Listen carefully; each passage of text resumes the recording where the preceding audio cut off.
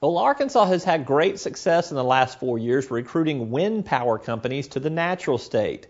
Wind energy is considered a fledgling industry in the U.S., with a number of companies locating in Arkansas to start their wind energy manufacturing operations. We examined what makes our state so attractive to these firms. I caught up with Nordex USA President and CEO Ralf Sigrist for his take.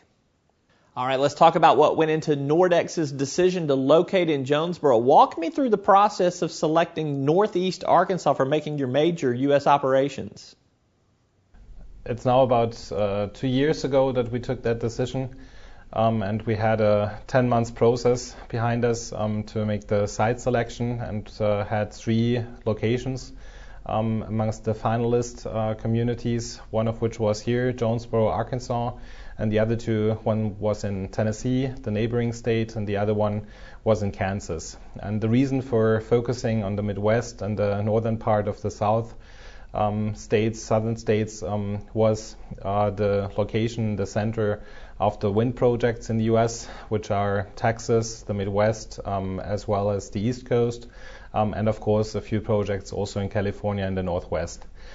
So the location is centrally located from a logistics standpoint to deliver the very heavy and oversized components consisting of the blades, which also come from Arkansas, from Little Rock, where we have our supplier, and the nacelle, the machine house, which we put on top of a steel tower to have access to interstates, to have railroads, which we can utilize to bring the things to our customer projects. That is so convenient. Another reason why we were so enthused about the offering that the community here in Jonesboro and Arkansas had to offer us was the support from the Arkansas State University and from the local community college, where they offer technical training.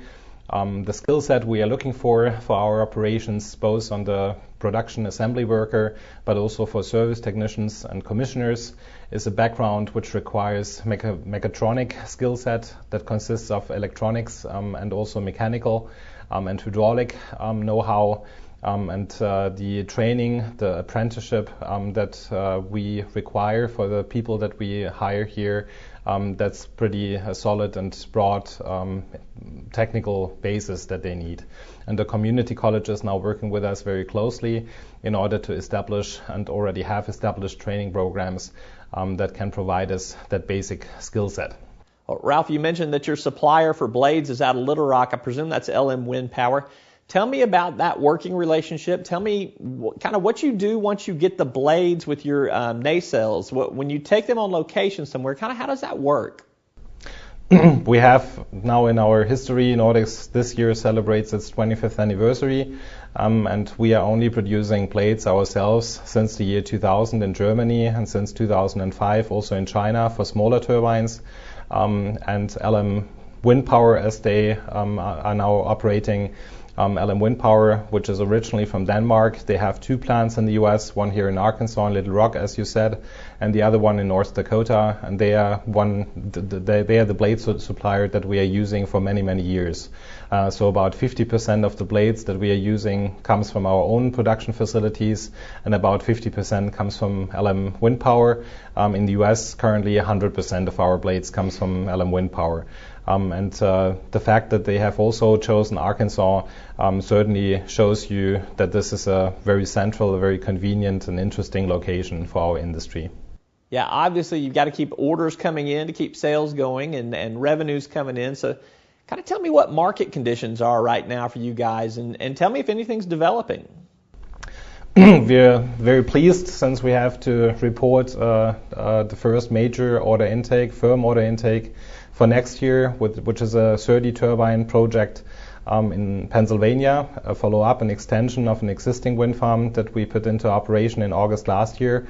And those 30 and 100 turbines with a nameplate capacity of 2.5 megawatt each, which means each single turbine can power approximately 700 American homes. That's an order where we will supply the turbines from the Jonesboro facility right here where we are to Pennsylvania in June, July, August next year.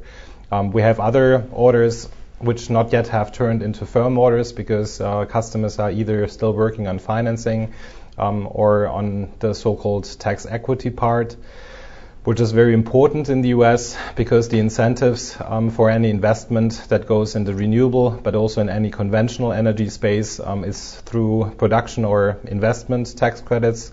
And to get cash out of this to help the project to get built, you need to have tax investors that have the tax capacity, so that otherwise would have to pay taxes that then step in and can utilize those tax incentives.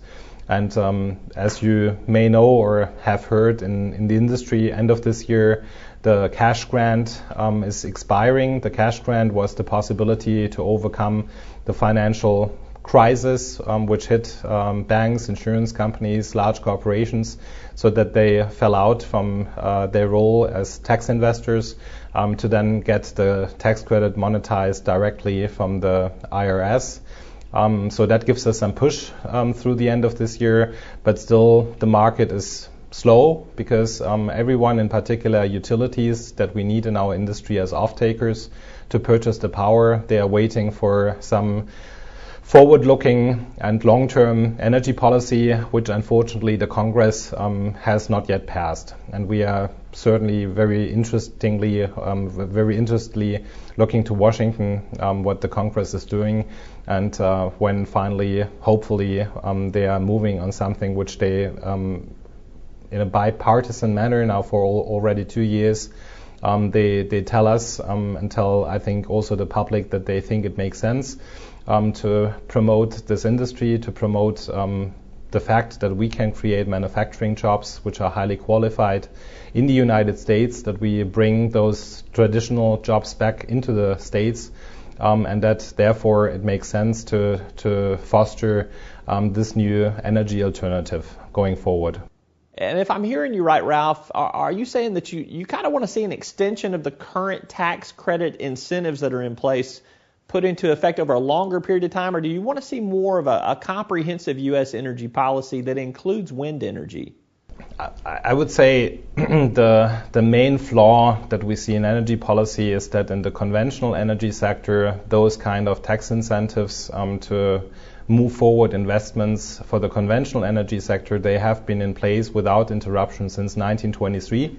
And certainly our industry, to be competitive, even though we think that currently the prices are as low or as compelling as to support wind energy as one of the cheapest alternatives when you install new capacity, it is still necessary in order to compete that we have at least the same incentives and the same tax treatment as any investments that go into the conventional space.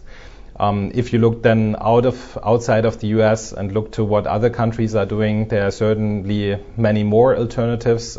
Some are known as feed-in tariffs, where the utilities are obliged to receive energy from renewable energy sources at a certain price. There is the idea that we also hope helps the industry to have a more long-term policy in place, which is the so-called renewable electricity standard, which requires utilities and states to meet a certain percentage of electricity generation from renewable energy sources, which also includes things like hydroelectrical plants that have been known for decades to contribute to the nation's electricity supply, and can also foster the more decentralized approach by putting things for electricity generation in a plant like this one. We are powering our facility that we have here in Jonesboro for the production with a geothermal system.